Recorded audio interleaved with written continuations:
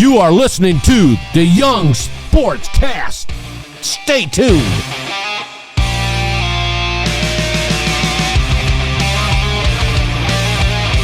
Welcome, everybody. The Bears have hired offensive coordinator, ex-Seahawks, Shane Waldron, as their new coordinator.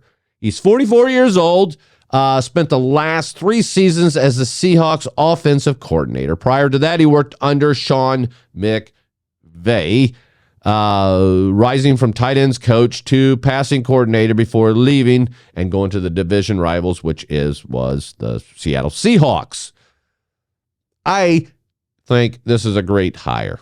Right out of the gate, this guy has called plays on the offensive side of the ball before. For 3 years, he has been in Seattle.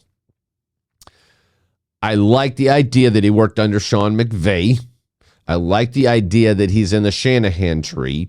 I like the idea he's 44 years old, and he believes, from what I've heard and seen of him, he believes that football is changing, and plays are changing, and strategy is changing, and quarterbacks are changing the game, and he's part of that, and I love to see that side of it. He's not old school.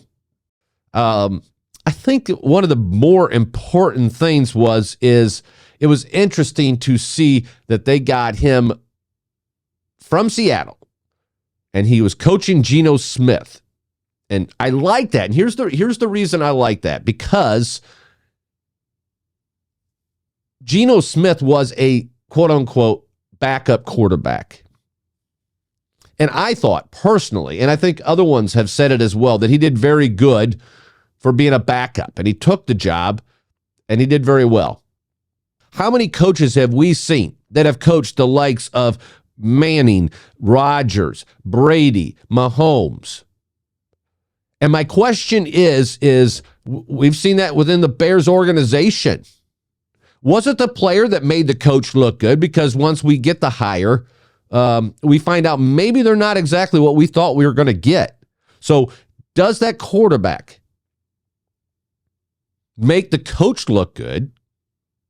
Or does the coach make the quarterback look good? We did not pull Shane away from the likes of Brady, Mahomes, Rodgers, Mannings, and say, was it the quarterback that made you look good? Was it the coach that made the quarterback look good? And I think it's a combination, don't get me wrong. But how many coaches have we seen that have lost their job that were under one of those names I just mentioned, and they cannot make it as a head coach? I can think of 2 right out of the gate that are that way. And I know for a fact, it's not the fact that they were great coaches. They just had a great quarterback that made them look good. With Shane, that's not going to happen. We've seen exactly who he is. I think with whatever quarterback there is, Shane is the guy for the job. And we are very fortunate to pick him up. Fact is, I heard and read that it sounded like even Philadelphia was interested in recruiting him and at least interviewing him. So I think the Bears did a great job of coming out of the gate and getting this done. To finish up, I just kind of want to give, now that we've talked about that, I want to finish up a little bit about the Bears organization. As a Bears fan, it's hard. We haven't been to Super Bowl. We haven't hardly made the playoffs. We've been struggling.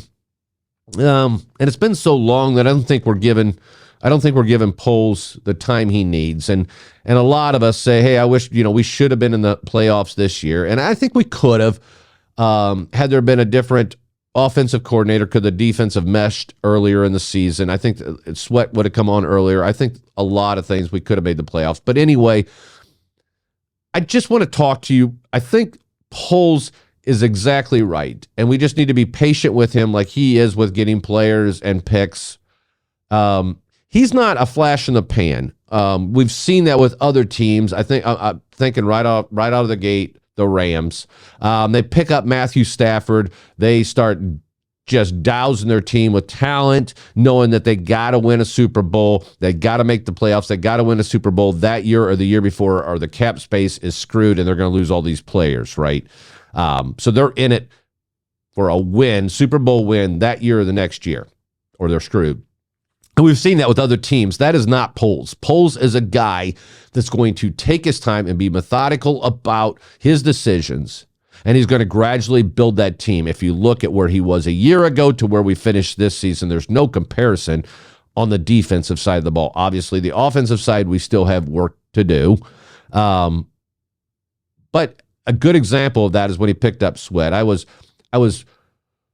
livid at first. I mean, I was glad to see him pick up Sweat, but I'm thinking, what the heck are you doing? You just gave up a second-round pick, and there's not even a contract on this guy. We could lose him at the end of the season. And it wasn't very long after that. I think it was within a month. They had him signed to a long-term contract.